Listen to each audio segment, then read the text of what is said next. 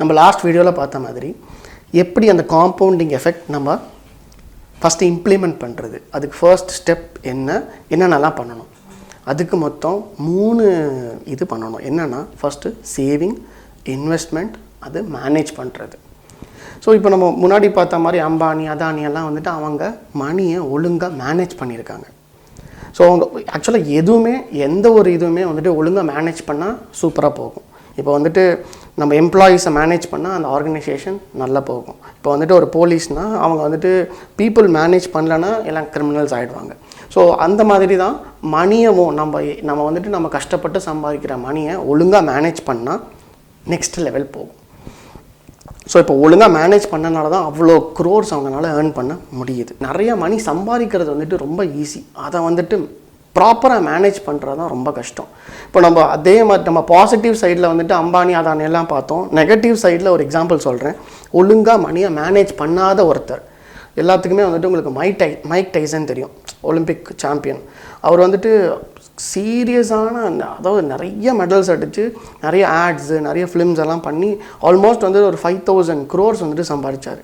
இப்போ வந்து கரண்ட்டாக பார்த்தீங்கன்னா ஒரு தமிழ் சினிமாலெலாம் கூட அவர் வந்துட்டுருக்கார். ஏன்னா அவர் எல்லா மணியும் தொலைச்சிட்டார். அவர் மணியை வந்துட்டு ஒழுங்காக மேனேஜ் பண்ணலை. 5,000 crores-ஐயும் அப்படியே தொலைச்சிட்டார். ஸோ இந்த மணியை எப்படி மேனேஜ் பண்ணலாம், நீங்கள் ஆஸ் அ ஆண்டர்ப்ரனராக நீங்கள் எப்படி மேனேஜ் பண்ணலாம்? First savings, investment, management. So சேவிங்ஸ்னால் என்ன, இன்வெஸ்ட்மெண்ட், ஃபஸ்ட்டு ரெண்டுக்கும் உள்ள டிஃப்ரென்ஸ் ஃபஸ்ட்டு நீங்கள் புரிஞ்சுக்கோங்க. சேவிங்ஸ்னால் ஷார்ட் டேர்ம்.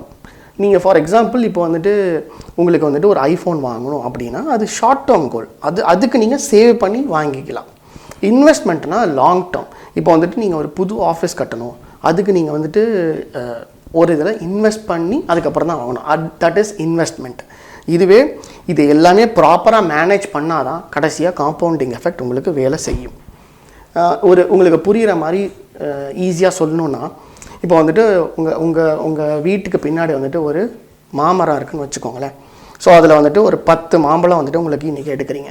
ஸோ 10ஐயும் இன்றைக்கே சாப்பிடாம ஒன்றொன்னா நீங்கள் வந்துட்டு நீங்கள் ஃப்ரிட்ஜில் வச்சோ இல்லை தனியாக ஒன்றொன்னா நீங்கள் சாப்பிட்றீங்கன்னா தட் இஸ் சேவிங்ஸ். அதையே நீங்கள் வந்துட்டு நீங்கள் சாப்பிட்ட அந்த மாமரம் அந்த சீடை வந்துட்டு நீங்கள் விதைச்சி மரமாக வளர்ந்து அதை வந்துட்டு உங்களுக்கு 100 ஆகுது பார்த்தீங்களா, நீங்கள் விதைக்கிறதுக்கு பேர் தான் இன்வெஸ்ட்மெண்ட். அதுக்கப்புறம் உங்களுக்கு அவ்வளோ மாம்பழம் கிடைக்கிது பார்த்தீங்களா, 100 1000, that is compounding effect. So சிம்பிளாக சொல்லணுன்னா இதுதான் சீக்ரெட். இதுதான் வந்துட்டு அவங்க பண்ணிகிட்ருக்காங்க. இப்போது உங்களுக்கு எப்படியெல்லாம் காம்பவுண்டிங் எஃபெக்ட் கொண்டு வரலாம், எப்படியெல்லாம் சேவ் பண்ணலாம், எப்படி இன்வெஸ்ட் பண்ணலாம். இப்போ நிறைய பேர் யோசிப்பீங்க, எங்களுக்கு வந்துட்டு மாதம் இஎம்ஐ கட்டவே இல்லை, எங்களுக்கு வந்துட்டு சேலரி கொடுக்கவே காசு இல்லை, நாங்கள்லாம் எப்படி பண்ணலாமான்னா தாராளமாக பண்ணலாம். ஆக்சுவலாக எண்ட் ஆஃப் தி சீரீஸில் மாதம் நீங்கள் 10,000 எடுத்து வச்சிங்கன்னா நீங்கள் உங்கள் ரிட்டையர்மெண்ட் அப்போது மினிமம் 2 crores ஏர்ன் பண்ணுறதுக்கு உண்டான நான் உங்களுக்கு டோட்டலாக நான் ஒரு ஜஸ்ட் தரேன். 10,000 எடுத்து வச்சா போதும், 2 crores உங்கள் ரிட்டையர்மெண்ட் அப்போது நீங்கள் எடுத்துக்கலாம்.